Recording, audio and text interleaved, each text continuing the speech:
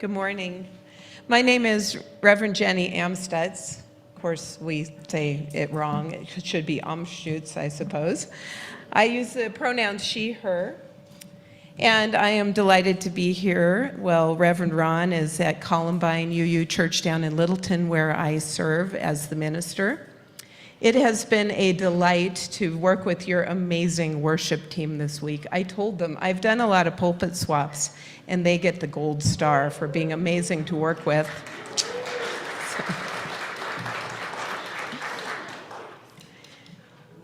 My husband and two of our children recently visited All Souls when we were in town, and so we got to know a few of you during that snowstorm weekend a few weeks ago. And it is an honor and a privilege to be back in this beautiful house of worship with your wonderful All Souls community. I have to admit I have a little church envy because our Columbine church building, which is the same age as me, 1971, I'll do the math, that's 52, it was built as a YMCA daycare, which means we have, popcorn ceilings and outlets halfway up the walls for safety, and we even have little tiny miniature sinks and potties. So we've got a great building too, but I gotta say, there's nothing like a beautiful space like this. We gather here today, and we gather together with people online as well through the miracle of modern technology. And I'd like to invite all of us here in the sanctuary to wave hello to the folks at home. Thank you for joining us. We gather today in this modern way as we celebrate a very old, long, and rich UU faith tradition. We gather today rooted in our history of social justice and in an ever-unfolding exploration of truth and understanding. We gather here with a diversity of theologies and spiritual practices and beliefs, and with a shared covenant to support one another in our personal quests for meaning and truth. We gather here with a shared Unitarian Universalist identity and a wide diversity of personal identities, committed to embracing that diversity and to building beloved community together. Whomever you are, whoever you love, wherever you are in your life's journey, you are welcome here. Come, let us worship together.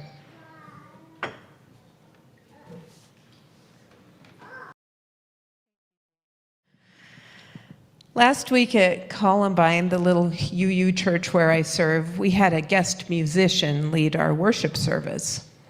Now, I don't usually go to Columbine on my days off, but Jim Scott's name is plastered all over the teal and gray hymnal, right? And he's written many of the beloved UU hymns that we sing. He's UU famous, so I was curious. When I sat down in the sanctuary, I looked at the order of service, and I was surprised because Jim Scott was doing the whole service. The order of service read, Jim Scott, Jim Scott, Jim Scott, Jim Scott, Jim Scott, and I thought, uh-oh, how's this gonna go? I didn't know him at all, and I thought, maybe I shouldn't have shown my face today. This guy better be good if he's gonna hold a whole worship service, music and all by himself. But alas, as some of you know, Jim Scott is no rookie. He's been leading UUs in song and worship for 40 years, and he's been a guest in over 700 UU congregations. He's the real deal. And while his service went on for an hour and a half, he kept us engaged. He's funny, and he's talented, and he's deeply spiritual. His reflections centered on his state of awe when he considers what we understand of the vastness of the universe. His message is one of ecological awareness and a reminder of how much we need our Mother Earth. He centered his ecological message in awe, and he reminded us that humans only understand a small fraction of what is around us, what's inside us, what's between us, and what we do know is mind-blowing enough, let alone all that we don't know. We know that we don't know most of what is out there and in here and all around. Jim reminded us that cultivating awe and wonder in the magnitude of the complexity and mystery of the world is a spiritual practice. We were reminded to be curious, to be willing to be impressed and amazed, to remember how small we are in the big scheme of things, and that this is a spiritual practice. It's one that helps us keep perspective and maybe even a sense of humor. Jim Scott reminded me, just like Peter Mayer's music today that Jay shared with us both before the worship service and just now, that one of the most profound and radical gifts of our UU faith is our acceptance of the unknown, of uncertainty, of our acknowledgement that we cannot comprehend the mysteries of life and death and the universe. We are okay with not knowing all the answers, and this mystery is baked into our UU religious practice. We UUs don't believe that there's one path to enlightenment or salvation, that we need to agree on a creed in order to get into heaven. But instead, we are invited to play with our theology. We are free. We can cultivate a faithfulness that maintains that we're going to be okay, even if we don't know the objective truth, even if we don't solve all the problems, and even if we aren't perfect. What a relief not to have to figure it all out.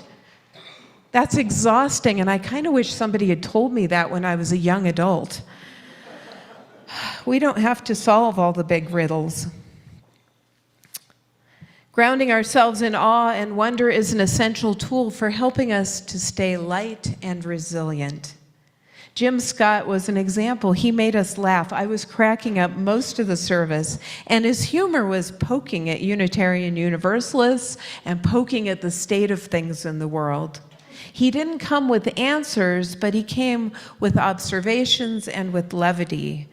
His words reminded us to stay humble in the recognition of mystery all around us, to accept the world as it is, with a sense of wonder and a sense of humor. Now, this way of being spiritual isn't for everyone. It reminds me of a story that one of our Columbine founding members, I'm going to call her Jane, has told us about, that reminds us how Unitarian Universalism can come off to other people. Jane tells the story that many years she brought a friend to Columbine, and the friend really seemed to enjoy herself. She chatted with other people, she asked questions, and she really seemed to resonate with our UU values. So Jane was excited. Hey, maybe I've got a new recruit. And afterwards, she asked her friend, so how'd you like it? Are you going to come again? And her friend said, I love that service. The people are great. I agree with everything I heard, and no, I'm not coming again. Jane was surprised and said, well, why not? And her friend said, it's too much work. I don't want to figure things out for myself. I go to church for answers, not for more questions. Right? Fair enough. Garrison Keillor says we're the church of the burning question mark. I get it. Our commitment to spiritual exploration that we share here isn't for everyone. Sitting with uncertainty isn't comfortable, and some people prefer a creedal religion. Some people are happy to go to church, and then they question their creedal religion. Not all people are intrigued and excited by the thought of their religion being a shared conversation or an exploration. After all, Unitarianism and Universalism have been around for centuries, and yet the Pew Research poll from 2007 estimated that only 0.3% of American adults identified as UU, 0.3%. There are less than 800,000 UUs in the whole world. And while I respect that many people want their religion to give them answers and are content to depend on sacred texts and traditions and clergy for those answers, As UUs, we believe that reason and lived experience are essential parts of a healthy spiritual life. And we articulate that in our 6 sources. Our 5th source is humanist teachings, which counsel us to heed the guidance of reason and the results of science, and warn us against idolatries of the mind and spirit. In other words, we agree to a healthy skepticism. We give our ministers and speakers freedom of the pulpit because we know it's all an exploration. And we trust each other to discern what is true and what we believe. We trust each other to visit and revisit our ever-changing ideas and beliefs. And to do this theological play, we have a container. It's not a free-for-all. This is not a liberal social club. Instead, we create and recreate our theology and our best practice for living, grounded in shared values and held by our covenants. This is why the poet Mary Oliver is jokingly referred to as a UU saint, because she holds the ideas beautifully in many of her poems, and particularly when she wrote, "Let me keep my distance always from those who think they have the answers. Let me keep company with those who say, 'Look,' and laugh in astonishment and bow their heads." Let me keep company always with those who say, "Look," and laugh in astonishment and bow their heads. That poem articulates the essence of our faith, the culture that we strive to cultivate, because it resonates with our UU theology. And it's a great reminder because it's easy to lose our astonishment. These days, it's easy to lose our sense of humor, and it's easy to lose our reverence for all that is. It's easy to forget the miracle of life and the gifts that come from slowing down a bit. Sometimes we need our UU saints like Mary Oliver or Peter Mayer to remind us that everything is holy now. Even the stealthy little stoat maiming the chickens. That story came from my friend Dory Joy, who I lived with her in England many years ago. And she just wrote that and threw it up on Facebook. And I said, "Can I use that?" Because it articulates so beautifully that nature is a mystery of beauty and cruelty. The vastness of the stars and the universe that we can study and learn about, ultimately we cannot comprehend. Our human minds cannot hold the fullness of the concept of each snowflake being unique as they fall by the millions. Now, each of us has different names and experiences of that indescribable energy that connects us all, that we articulate in our 7th principle. And the first source of our living tradition is, the first of our 6 sources, is direct experience of that transcendent mystery and wonder affirmed in all cultures, which moves us to a renewal of the spirit and an openness to the forces which create and uphold life. Beautiful, holy words, but not sacred. They're just words. We democratically decided to use those words as a container for our exploration, to keep us grounded in reason while still open to direct experience. We UUs have co-created a theology where questions are not whispered, they are not contraband. Instead, questions are central to our faith. When I was first dating my husband about 7 years ago, he was widowed about a year prior to me meeting him. And his little 3-year-old son, who's now the 10-year-old that rang the chalice today, Kyle, was of course asking Jason, "Where did mommy go?" Now, Jason didn't yet know me well, but he knew that I was studying social work at the time, and he said, "What do I say? Do I tell him she's in heaven watching him, that she's an angel, that she's just gone? I don't know where she is." And that was a moment when I really deeply appreciated my UU faith, because it was easy for me to say, tell him we don't know. Some people believe she's in heaven. Some people believe mommy is an angel, but no one really knows for sure. What do you think, Kyle? Kyle was then and has always been accepting of that answer. And we enjoy speculating on where Angel Mommy is without any expectation of figuring it out in this lifetime. For some reason, that's radical in our culture. It's perceived as a weakness to say you don't know. But I would challenge that. I see the ability to sit with and accept mystery and the unknown as strength. What a gift it is to draw from the 6 sources of our faith, knowing full well that the 6 sources are incomplete and they are evolving.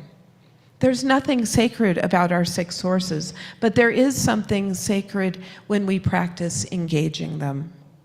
Theological play grounded in shared values with humor and lightness and awe that we glean from our spiritual sojourn, that is sacred and holy. And this time of year, we humans, all of us, we try to cultivate space for the sacred and the holy. This holiday season that's celebrated near winter solstice in nearly all cultures, I would venture to guess all cultures, is the time that humans have traditionally set aside to slow down, to pause, to stoke the embers of wonder and awe. This is the darkest time of year, and ancient and modern people alike cling to our rituals of faith and hope, celebrating cycles of death and rebirth, because we know in our bones that these celebrations will carry us through the darkest time of the year. We come together to anticipate the warmth and the return of the sun and the light, and we celebrate our faith in these cycles, knowing that they give us comfort and they reassure us that the sun will return. Because for all the ways that our modern culture has left behind old traditions and practices, we know that now more than ever, we need to pause and make space for our spiritual renewal and for kindling our hope. All over the world, in every culture, people are celebrating the winter solstice through Christmas, Hanukkah, Kwanzaa, Dongzi, Yalda, Shalako, Toji, Yule, Saturnalia, Soyal, Inti Raymi, and St. Lucia's Day. And of course, that's not a comprehensive list. People all over and through time want to feel happy and connected, and we yearn for that sense of wonder that we felt as children. So every winter solstice, we have another opportunity to cultivate that wonder and awe, to contemplate mystery and to be curious. We get to choose our focus. Will we get caught up in buying things and running around, or will we let the darkest nights of the year work their magic as we take a breath? And as my friend Dory Joy said in our reading today, past the human noise lives pure wonder. As humans, we are born with a yearning for these indescribable moments of mystery and awe of something larger than ourselves, a yearning to connect with something we don't understand. Keeps us alive. It helps us to relax into things that we can't control. How blessed are we to have a religion that serves to encourage our wonder, to keep our hearts open to mystery, not just this time of year, but all the time. What a blessing it is to be encouraged to experiment and explore what we believe, to have our Unitarian Universalist faith that encourages us to have faith in uncertainty, to be invited to keep engaging and asking questions, and to keep a sense of humor. In the words of St. Mary Oliver, it is an invitation to say, look, and laugh in astonishment, and bow our heads. Blessed be, and may it be so.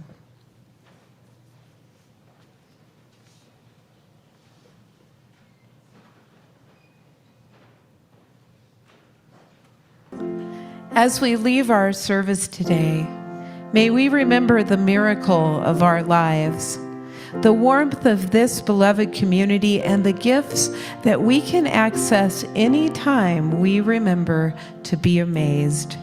Go in peace and be blessed and be a blessing. Amen.